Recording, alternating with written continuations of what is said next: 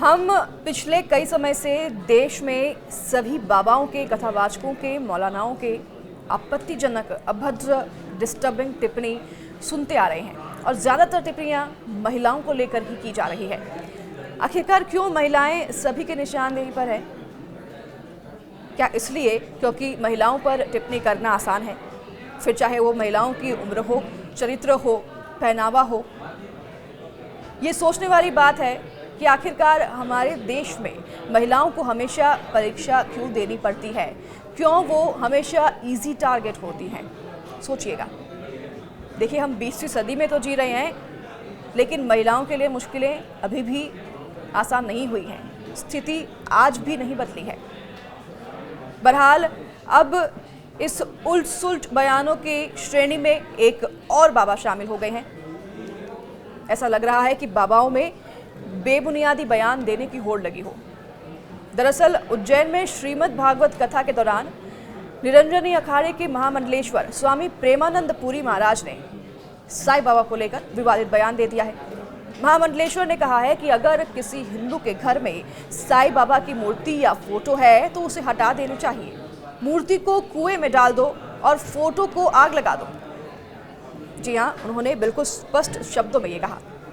उन्होंने कहा कि हमारे हिंदू धर्म में 84 करोड़ देवी देवता हैं और फिर हम एक मुस्लिम फकीर की पूजा क्यों करें। उन्होंने साईं बाबा के मंदिरों में पूजा को अनुचित बताते हुए इसे हटाने की बात कही। पूजा को तो अनुचित बताया ही, लेकिन उन्होंने फोटो को जला देने की बात कही, जो कि बिल्कुल ठीक नहीं है, क्योंकि लोगों की अलग अलग भावनाएं होती हैं और वो साफ तौर पर लोगों की भावनाओं को ठेस पहुंचा रही हैं। साथ ही उन्होंने ये भी कहा कि शंकराचार्य महाराज और वे स्वयं लंबे समय से इसका विरोध करते आ रहे हैं और अब तक हजारों मूर्तियां हटवाई भी जा चुकी है। तो वहीं महामंडलेश्वर स्वामी प्रेमानंद पुरी महाराज अपने संबोधन में उन्होंने कहा कि देश भर के मंदिरों पर सरकारी अधिग्रहण को लेकर भी नाराजगी जाहिर की है। उन्होंने कहा कि पहले महाकाल मंदिर महानिर्वाणी अखाड़े के नियंत्रण में था और अब सरकार ने उन्हें अधिग्रहित कर लिया है। तो उन्होंने मांग की है कि प्रधानमंत्री नरेंद्र मोदी मंदिरों को सरकारी नियंत्रण से मुक्त करें और उन्हें फिर से अखाड़ों के हवाले करें। उन्होंने ये दावा किया है कि तेलंगाना में कुछ स्थानों पर मंदिरों के धन से कमाई खाने तक की सुविधाएं संचालित की जा रही हैं। तो उन्होंने ये मांग की है कि अब तक मंदिर सरकार के नियंत्रण में है और यहाँ हिंदू कार्ड प्रणाली लागू की जाए और बिना हिंदू कार्ड के किसी को प्रवेश भी मंदिर में ना दिया जाए। अगर आपके पास हिंदू कार्ड होगा तभी ही आप मंदिर में प्रवेश कर सकेंगे, ऐसा उनका मानना है और ऐसा उनका कहना है कि ये नियम लागू किए जाने चाहिए। मंदिर में जाने के लिए आपको हिंदू होना चाहिए, हिंदू कार्ड होना चाहिए, तभी आप मंदिर में जा पाएंगे।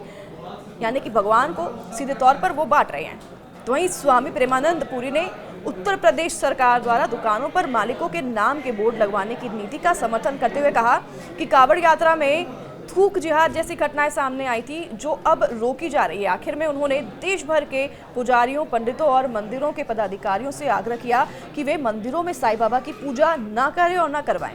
उन्होंने ये भी कहा कि साईं बाबा की पूजा वेद और सनातन परंपरा के अनुसार मान्य नहीं है। तो वहीं मौलाना साजिद रशीदी के बात पर भी चर्चा करेंगे। उनके जो डिम्पल यादव पर विवादित बयान के बाद वह लगातार चर्चा में थे और उनकी आलोचना हो रही थी और उनकी पिटाई भी हुई थी। इस बारे में आपको बताया था जब नोएडा में एक टीवी चैनल के कार्यक्रम में वो भाग लेने के लिए पहुंचे थे। इस दौरान सपा के कार्यकर्ताओं ने उन पर हमला कर दिया। अब जिस तरीके से बयान लगातार सामने आ रहे हैं बाबाओं की तरफ से, मौलानाओं की तरफ से, तो इसे वाजिब तो नहीं कहेंगे क्योंकि ये पूरी तरह से लॉ के अगेंस्ट है, पर यहाँ पर लोगों में गुस्सा है, लोगों में आक्रोश है जिस तरह के बयान दिए जा रहे हैं। तो इसी के चलते सपा के कुछ कार्यकर्ताओं ने उन पर हमला कर दिया, उन्हें थप्पड़ जड़ दिया।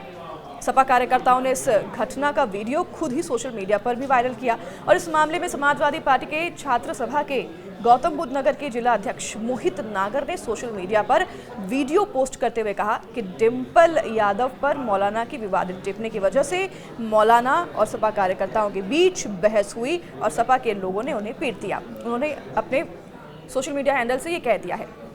मोहित नागर ने कहा कि मौलाना एक खास पार्टी के एजेंट बने हुए हैं और ये खास पार्टी कौन सी है ये आप सभी जानते हैं। तो वहीं मौलाना अगर माफ़ी नहीं मांगते हैं तो उनके खिलाफ मुकदमा दर्ज करवाया जाएगा।